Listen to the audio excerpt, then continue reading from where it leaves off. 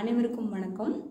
இந்த வீடியோ பதிவில் நம்ம பார்க்க இருப்பது நம்மளுடைய குழந்தைகளுக்கு நாம் கற்றுத்தர வேண்டிய வாழ்க்கை பாடத்தில் ஒன்றான உண்மையை பேசுவது அப்படிங்கிறதான்.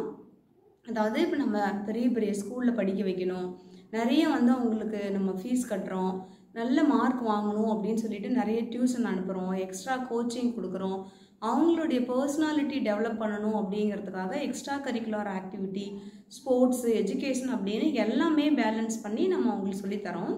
பட் ஆஸ் அ பேரண்ட்டாக அந்த குழந்தைங்களுக்கு சொல்லித்தர வேண்டிய முக்கியமான ஒரு விஷயம் அப்படின்னா உண்மையை பேசுறது அப்படின்னு சொல்லலாம். இப்போது குழந்தைங்க அவங்க வேணும் அப்படின்னு பேசுறதில்ல, என்ன செய்யணும் அப்படின்னு தெரியாமல் நிறைய விஷயங்களுக்காக சின்னதுலேருந்தே பார்த்திங்கன்னா, இப்போ ஸ்கூல் போகிறது, இல்லை ஒரு ஹோம்ஒர்க் செய்யலை அப்படின்னு சொன்னால் அதுக்கு போய் சொல்கிறது, இல்லை டெஸ்ட்டில் ஃபெயில் ஆகிட்டாங்க, இல்லை கம்மி மார்க் வாங்கிட்டாங்க அப்படின்னு சொன்னால் அதுக்கு போய் சொல்கிறது, அவங்களோட ஃப்ரெண்ட்ஸை பற்றி, டீச்சரை பற்றி, இல்லை மற்றவங்களை பற்றி பார்த்திங்கன்னா இயல்பாக சில விஷயங்களுக்கு அவங்க போய் சொல்ல ஆரம்பிப்பாங்க. ஸோ அதை நம்ம பேரண்ட்ஸாக கண்டுபிடிக்கணும். கண்டுபிடிச்சி எந்த ஒரு சூழ்நிலையிலையும் நம்ம போய் பேசணும் அப்படின்னு சொன்னால் நம்மளுக்கு அது கடவுள் கூட காப்பாற்ற முடியாது. நம்ம உண்மையாகவே இருந்தோம் அப்படின்னு சொன்னோம்னா நம்மளுக்கு எந்த ஒரு பயமும் இல்லாமல் உங்களோட மைண்டும் ஃப்ரீயாக இருக்கும், உங்களோட ஒர்க்கும் நம்ம செய்ய முடியும். தப்பே செஞ்சாலும் அந்த தப்பு செஞ்சுட்டு அந்த தப்பை திருத்திக்கிற மனப்பான்மைக்கு கொண்டு வரணும்.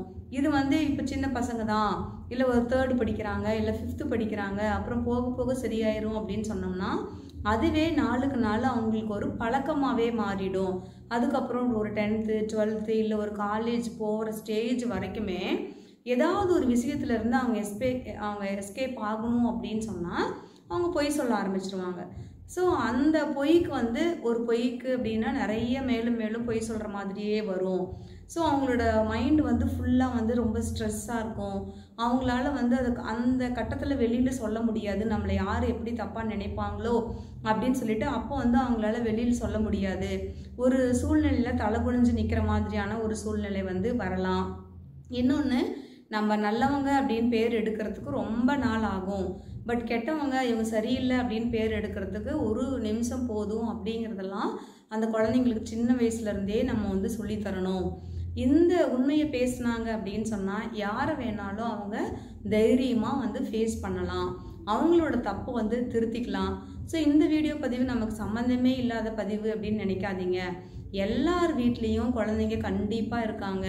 ஸோ அவங்களுடைய ஆக்டிவிட்டீஸ் நீங்கள் வாட்ச் பண்ணிக்கிட்டே வரணும். சப்போஸ் ஃபெயில் ஆகிட்டாங்க எக்ஸாம்லன்னா அதுக்கு என்ன ரீசன் சொல்கிறாங்க, இல்லை புதுசாக ஒரு பொருள் அவங்களோட பேக்கில் நீங்கள் செக் பண்ணும் போது இருந்துச்சு அப்படின்னு சொன்னால் இது யார் வாங்கி கொடுத்தாங்க அப்படின்னு சொன்னால் அதுக்கு அவங்க என்ன காரணம் சொல்கிறாங்க.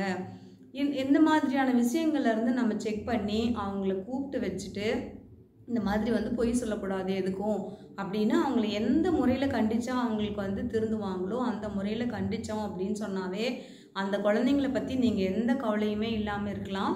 கல்வி அப்படிங்கிறது ரொம்ப அவசியம். அந்த கல்வியோடு அந்த உண்மைத்தன்மை இருந்துச்சு அப்படின்னு சொன்னால் அவங்களோட வாழ்க்கையில் கண்டிப்பாக அவங்க வெற்றி அடைவாங்க. ஒரு நல்ல ஹியூமன் பீயிங்காக இருப்பாங்க. எல்லாருக்கும் அவங்கள பிடிக்கும், அவங்களுக்கும் அவங்கள பிடிக்கும்.